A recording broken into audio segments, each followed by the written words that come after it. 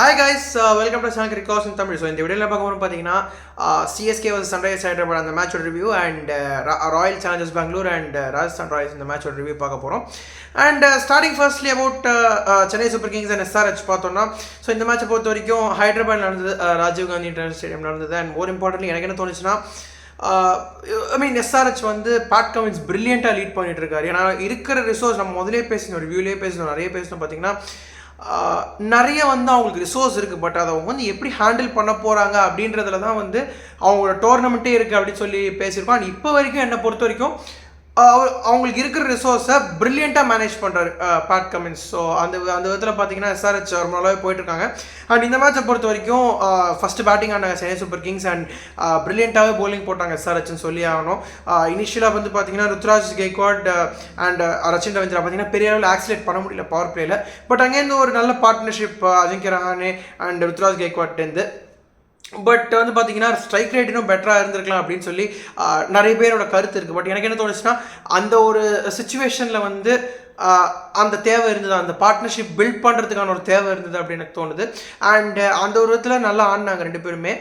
சிவம் துபே பார்த்தீங்கன்னா எக்ஸலண்ட்டாக ஆடினார். But unfortunately Pat Cummins at the right point in time வந்து பார்த்தீங்கன்னா ஒரு விக்கெட் எடுத்தார். அண்ட் 165 தான் அடிக்க முடிஞ்சது இன் தி எண்ட் பார்த்தீங்கன்னா சென்னை சூப்பர் கிங்ஸ்னால.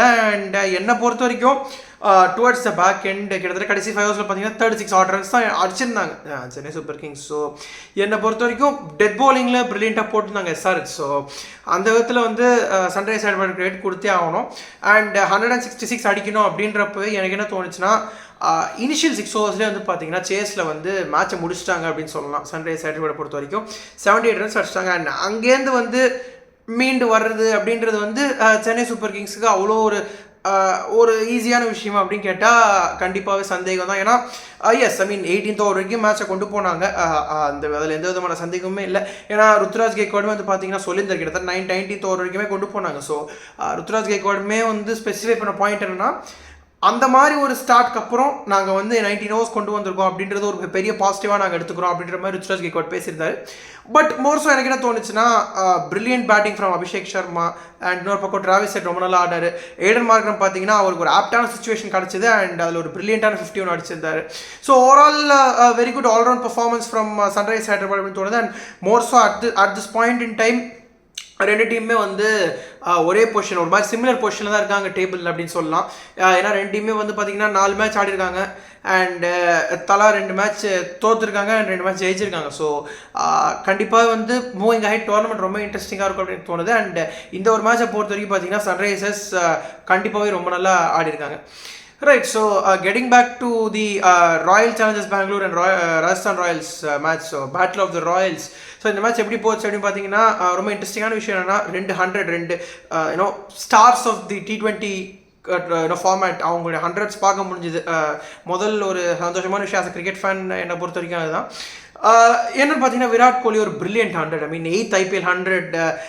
கிறிஸ் கேலை தாண்டி பார்த்தீங்கன்னா இப்போது 800s வச்சிருக்காரு. இன்ஃபேக்ட் கிறிஸ் கேல் 600s வச்சிருக்காரு ஐபிஎல்ல. அண்ட் விராட் கோலி பார்த்தீங்கன்னா 800. ஸோ 8th IPL 100 கலக்கி போட்டான்னு சொல்லலாம். 183 ரன்ஸ் அடிச்சிருந்தாங்க RCB, I mean on the board போட்ட டோட்டல் அது.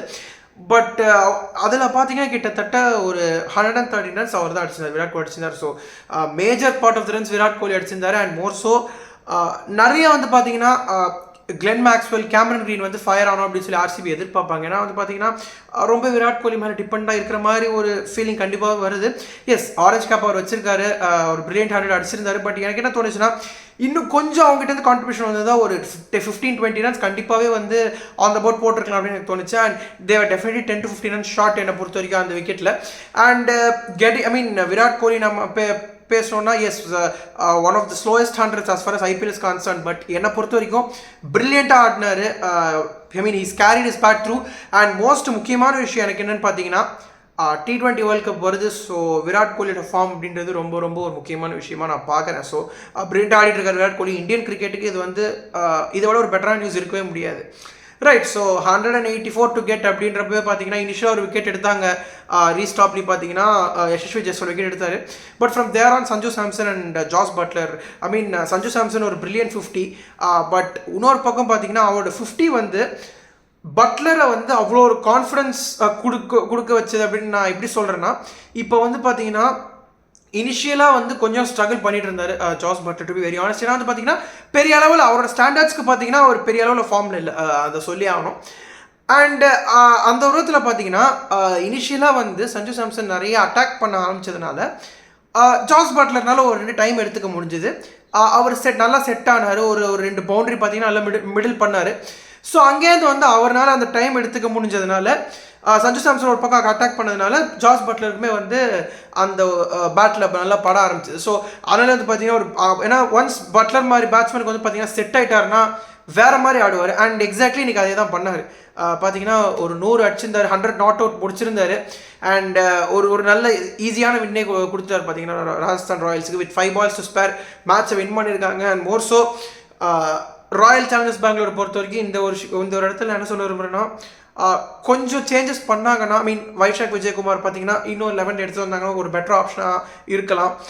மஹிபால் லோம்ரோருமே நல்லா ஆடிட்டு இருக்காரு. ஸோ அவரையுமே 11 எடுத்தால் தான் ஒரு நல்ல ஆப்ஷனாக இருக்கலாம். இந்த மாதிரி பார்த்தீங்கன்னா சின்ன சின்ன சேஞ்சஸ். ஸோ இதை பண்ணாங்கனாலே கேமரன் க்ரீனோட பேட்டிங் ஆர்டர், ஸோ அதுவுமே வந்து பார்த்தீங்கன்னா ஒரு மாதிரி வேவர் ஆகிட்டே இருக்குது, மாறி இருக்குது. ஸோ அவரோட பேட்டிங் பொசிஷனை கொஞ்சம் ஸ்டெபிலைஸ் பண்ணாங்க, கான்க்ரீட்டாக ஒரு இடத்த அவர் கொடுத்தாங்கன்னா அவருமே நல்லா ஃபயர் ஆவார் அப்படின்னு எனக்கு தோணுது. ஏன்னா வந்து பார்த்தீங்கன்னா இன்டர்நேஷனல் லெவலில் நல்லாவே ஃபயர் ஆகிருக்காரு T20 கிரிக்கெட்டை பொறுத்த வரைக்கும். ஸோ அந்த மாதிரி ஒரு டெசிஷன் அவங்க எடுத்தாங்கன்னா சின்ன சின்ன டெசிஷன்ஸ் தான். ஸோ இந்த மாதிரி வந்து பார்த்தீங்கன்னா சின்ன சின்ன சேஞ்சஸ் பண்ணால் கண்டிப்பாகவே ராயல் சேலஞ்சர்ஸ் பெங்களூருக்கு நல்ல ஒரு ரிசல்ட்ஸ் வரும் moving ahead in this tournament அப்படின்னு சொல்லி நம்ம நம்பலாம். அண்ட் ராஜஸ்தான் ராயல்ஸை பொறுத்த வரைக்கும் பார்த்தீங்கன்னா 4 out of 4 wins at the top of the table கம்ஃபர்டபுளாகவே இருக்காங்க. ஸோ ராஜஸ்தான் ராயல்ஸ் ஒரு நல்ல win against the Royal Challengers Bangalore. So guys more importantly 2 star batters நம்ம முதலே சொன்ன மாதிரி அவங்க 100s பார்த்துருக்கோம். ஸோ ஒரு நல்ல கேம் ஆஃப் கிரிக்கெட்டாக அமைஞ்சது. ஸோ உங்களுக்கு இந்த வீடியோ பிடிச்சா கண்டிப்பாக லைக் பண்ணுங்கள், உங்கள் ஃப்ரெண்ட்ஸுக்கு எல்லாமே ஷேர் பண்ணுங்கள், மறக்காமல் உங்கள் தாட்ஸ் எல்லாம் கமெண்ட் பண்ணுங்கள், நம்ம சேனல் சப்ஸ்கிரைப் பண்ணிக்கோங்க. தேங்க்யூ.